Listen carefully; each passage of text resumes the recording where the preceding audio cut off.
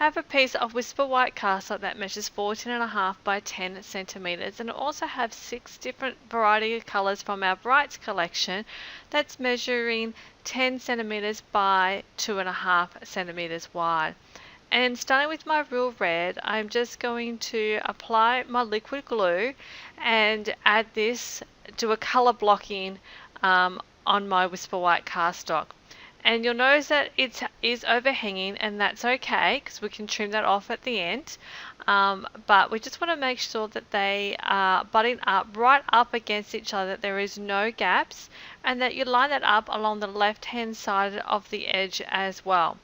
So we started with Real Red, followed by Pumpkin Pie, Daffodil Delight, Old Olive, Pacific Point, and finally we have our Rich Raspberry, and these are all from our Brights cardstock collection.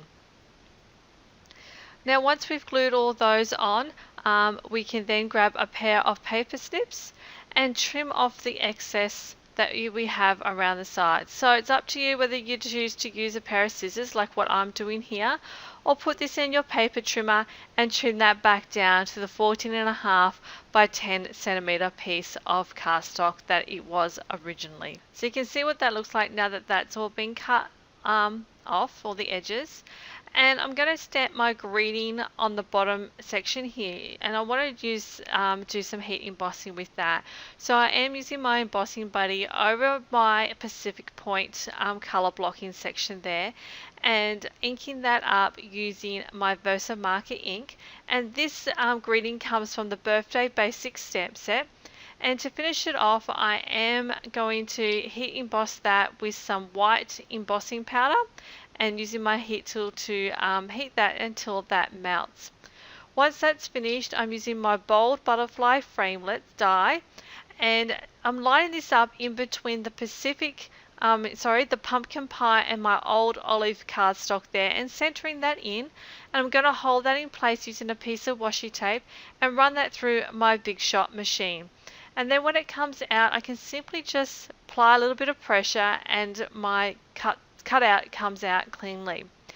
I'm turning this over, and I've got a piece of window sheet here that measures 9.5 centimeters by 8, and I'm just running a very thin layer of liquid adhesive around the outside edge and placing that and making sure that it's sticking down nicely with no gaps in between.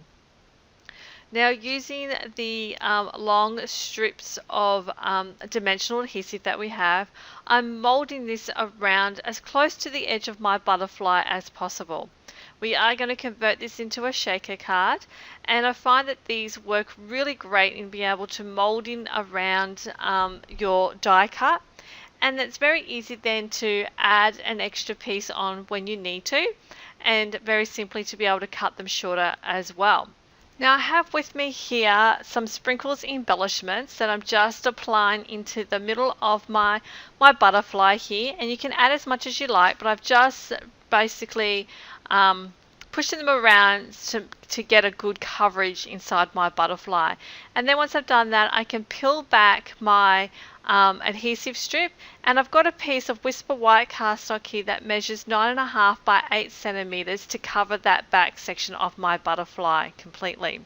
So you can see what that looks like, all nice and shaking up and looking pretty cool right now.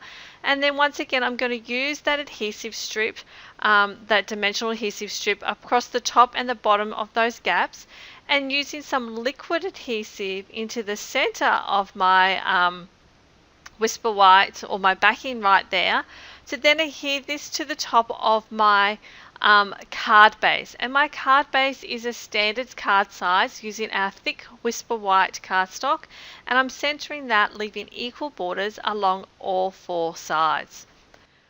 I've got a scrap piece of vellum cardstock here, and I'm using the detailed butterfly from the Bold Butterfly Thinlet dies, and I'm running that through my Big Shot machine.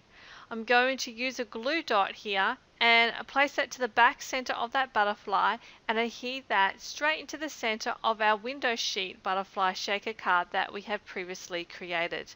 And to hide that glue dot, because as we know, adhesive, it shows through our vellum, I'm using 3 little rhinestones just to go down the center of my butterfly add a little bit of bling and to also hide that glue dot. That if you want to see more video tutorials, make sure you subscribe to my YouTube channel.